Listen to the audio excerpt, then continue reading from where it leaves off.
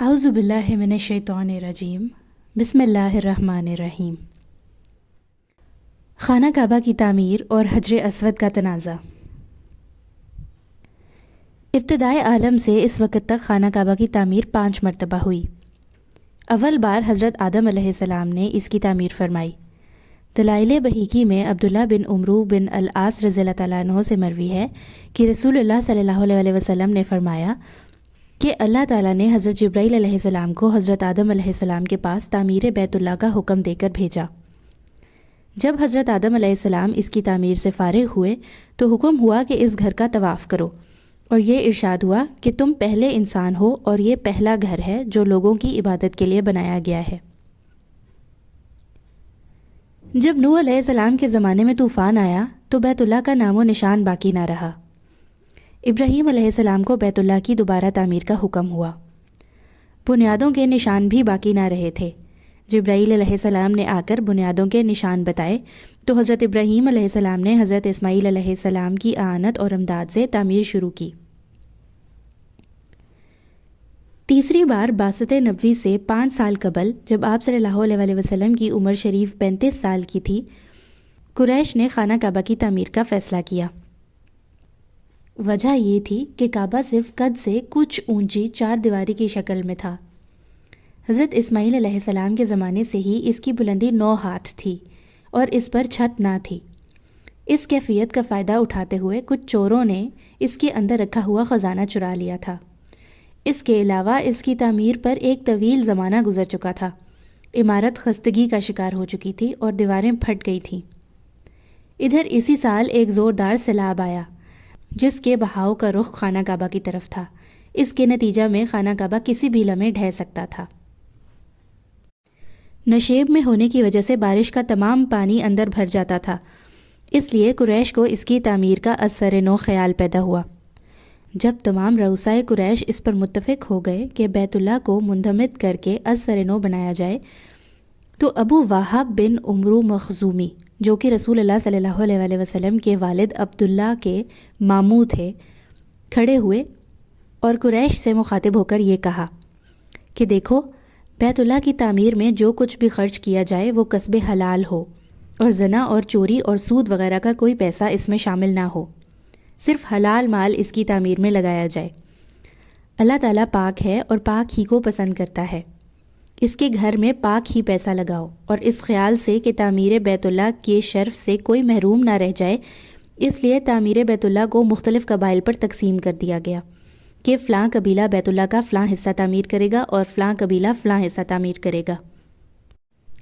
دروازے کی جانب بنی عبد مناف اور بنی زہرہ کے حصے میں آئی، اور حجر اسود اور رکن یمانی کا درمیانی حصہ بنی مخزوم اور دیگر قبائل قریش کے حصے میں آیا، اور بیت اللہ کی پشت بنی جمع اور بنی سہم کے حصے میں آئی، اور حتیم بنی عبدالدار بن کسا اور ابن اسد اور بنی عدی کے حصے میں آیا۔ اسی اثنا میں قریش کو یہ خبر لگی کہ ایک تجارتی جہاز جدہ کی بندرگاہ سے ٹکرا کر ٹوٹ گیا ہے۔ ولید بن مغیرہ سنتے ہی جدہ پہنچا اور اس کے تختے خانہ کعبہ کی چھت کے لیے حاصل کر لیے۔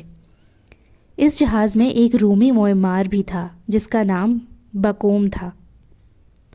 ولید نے تعمیر بیت اللہ کے لیے اس کو بھی ساتھ لے لیا۔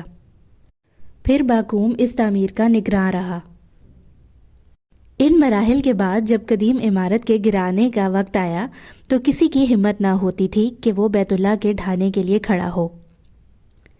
بالآخر ولید بن مغیرہ مخزومی نے ابتدا کی اور یہ کہا، اے اللہ، ہم صرف خیر اور بھلائی کی نیت رکھتے ہیں، معاذ اللہ ہماری نیت بری نہیں، اور یہ کہہ کر حجر اسود اور رکن یمانی کی طرف سے ڈھانا شروع کیا۔ اہل مکہ نے کہا کہ رات انتظار کرو کہ ولید پر کوئی آسمانی بلا تو نازل نہیں ہوتی۔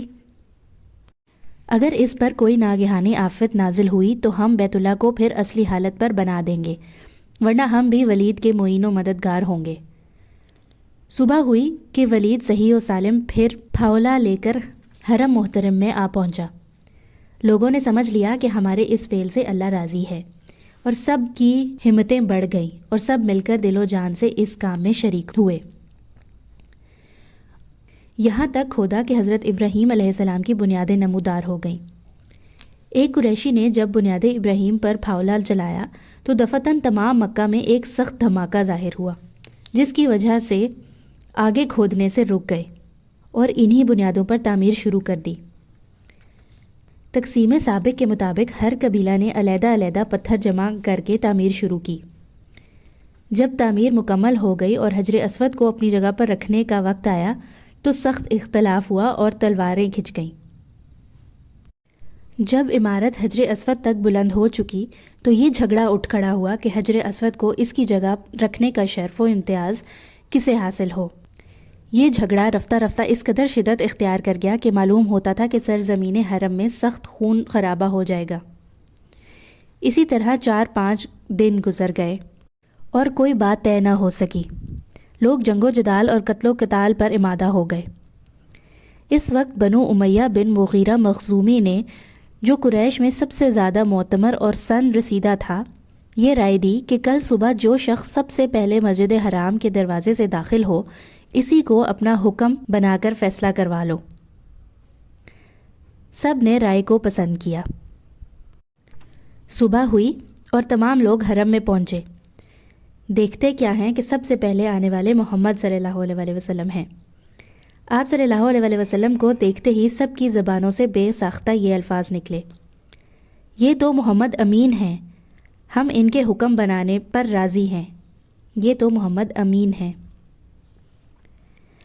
آپ صلی اللہ علیہ وسلم نے ایک چادر منگوائی اور حجر اسود کو اس میں رکھ کر یہ فرمایا کہ ہر قبیلہ کا سردار اس چادر کو تھام لے تاکہ اس شرف سے کوئی قبیلہ محروم نہ رہے۔